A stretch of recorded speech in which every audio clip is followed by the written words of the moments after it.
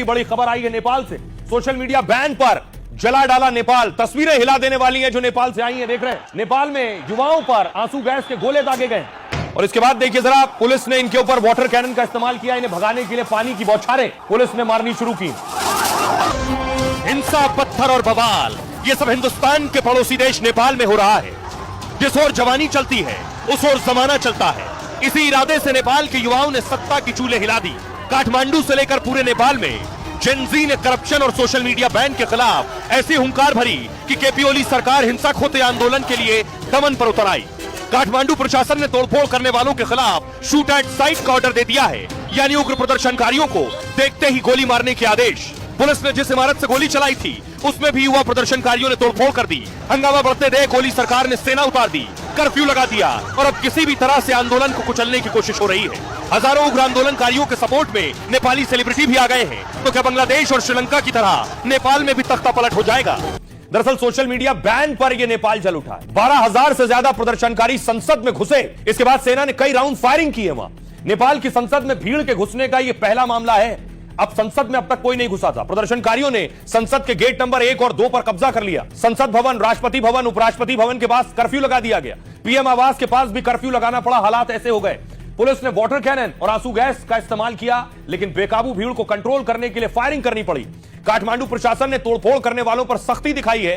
तोड़फोड़ करने वालों को देखते ही गोली मारने के आदेश दे दिए गए। भारी संख्या में सुरक्षा बलों को मौके पर तैनात किया गया फौरन। काठमांडू के साथ ही देश के कई इलाकों में प्रदर्शन हो रहे हैं नेपाल में। इस आंदोलन का नेतृत्व नेपाल के युवाओं ने किया। नेपाल में इसे जेन जी क्रांति कहा जा रहा है, जेन जी रिवॉल्यूशन। युवाओं ने शांतिपूर्ण विरोध प्रदर्शन के लिए दरअसल अनुमति ली थी, लेकिन कुछ ही घंटों में प्रदर्शन उग्र हो गया।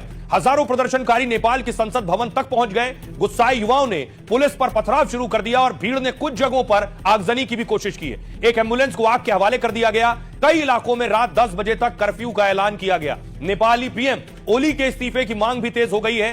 बिगड़े हालात के बाद नेपाली पीएम ओली ने फौरन आपात बैठक बुलाई और नेपाल में पीएम आवास पर सुरक्षा परिषद की बैठक हुई है और भारत नेपाल सीमा के पास भी एसएसबी ने चौकसी बढ़ा दी है। भारत नेपाल सीमा के पास भैरवा में भी कर्फ्यू लगा दिया गया है। कि आखिर सोशल मीडिया बैन क्यों हुआ है नेपाल में, क्या वजह है जिस पर यह बवाल हुआ? नेपाल में 26 सोशल मीडिया साइट्स पर बैन लगाया गया है। 3 सितंबर को नेपाल सरकार ने यह बैन लगाया। फेसबुक, इंस्टाग्राम, यूट्यूब सहित कई साइट्स पर बैन है।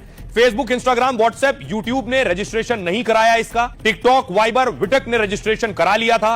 कुछ साइट्स के रजिस्ट्रेशन की प्रक्रिया फिलहाल चल रही है। दरअसल सरकार ने सभी साइट्स को रजिस्ट्रेशन के लिए कहा है। सरकार ने इसके लिए 2 सितंबर की समय सीमा तय की थी।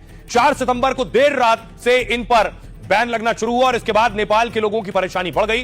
विदेश में रहने वाले लाखों नेपाली इससे प्रभावित हुए। ये लोग इन साइट्स के जरिए अपने परिवार के संपर्क में रहते हैं। इसके बाद परिवार से फोन पर बात करना और महंगा हो गया। फेसबुक, इंस्टाग्राम पर सामान बेचने वाले भी शामिल हैं क्योंकि उनका पूरा बिजनेस रुक गया था इस पर। यूट्यूब और गिटहब जैसे साइट्स नहीं चलने से भी लोगों की परेशानी बढ़ गई। इसकी वजह से बच्चों की पढ़ाई भी मुश्किल हो गई। नेपाल सरकार फर्जी उकसाने वाली खबरों पर दरअसल रोक लगाना चाहती थी। सरकार का तर्क यह है कि कई साइट्स ऐसी खबरें चलाते हैं। सोशल मीडिया पर अनियंत्रित कंटेंट, फर्जी खबरों पर रोक लगाना मकसद है। नेपाल सरकार ने 2024 में एक नया कानून लागू किया। सभी सोशल मीडिया कंपनियों को नेपाल में अपने ऑफिस खोलना अनिवार्य कर दिया गया। सभी कंपनियों को रजिस्ट्रेशन कराने और गड़बड़ी रोकने के लिए भी कहा गया, लेकिन सरकार के फैसले को अभिव्यक्ति की स्वतंत्रता पर हमला कहा गया। विरोध की आग धीरे धीरे नेपाल के कई शहरों में बढ़ती चली गई। जो